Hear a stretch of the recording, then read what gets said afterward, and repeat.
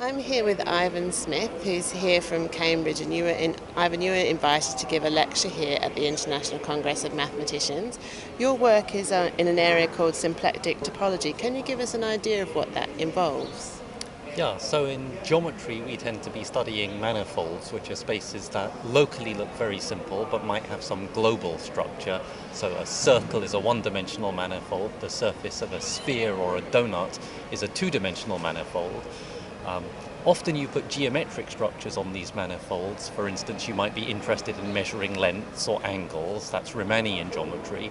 In symplectic topology, we think about the geometry of area. It partly comes because in dynamics, particles have both positions and momenta, and so certain pairs of directions get coupled together because they go with the same particle. And that gives the subject a sort of particular flavour. So it came from dynamics, but now it connects to many other parts of mathematics. And in your lecture that you gave here at the Congress, can you give us an idea of what you were talking about? Yeah, so when we study these symplectic manifolds, one thing we're interested in is their global symmetries. So there's a group of symmetries associated to such a space, and I was talking about some recent work I did with Nick Sheridan, a brilliant young chap at Cambridge moving to Edinburgh, and we proved that for some of these spaces this group's much larger than you might have expected, in particular much larger than it would be if you didn't keep account of this sort of symplectic structure.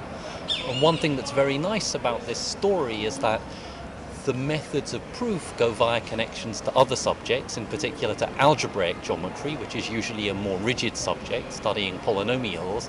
And the bridge between this differential and algebraic geometry actually has its origins in physics, in something called mirror symmetry. So it's some sort of congruence of many ideas, which we found very appealing. And how have you been enjoying the Congress so far? Have you had any highlights? There have been many highlights. It's been slightly overwhelming with so many things going on. The Congress was opened after the opening ceremony with a plenary lecture by my former advisor, Simon Donaldson, and it was a pleasure to watch him speak. I thought he gave a beautiful talk. It's been a wonderful opportunity to go to talks in other areas. I heard some beautiful talks in dynamics by Laura DeMarco, for instance, in combinatorics by Jun Ho, areas that I wouldn't usually get to go and listen to. And of course, I've heard many of my own colleagues talk in things close to me. So the breadth has been very special. And why is it, what brings people to the International Congress of Mathematicians?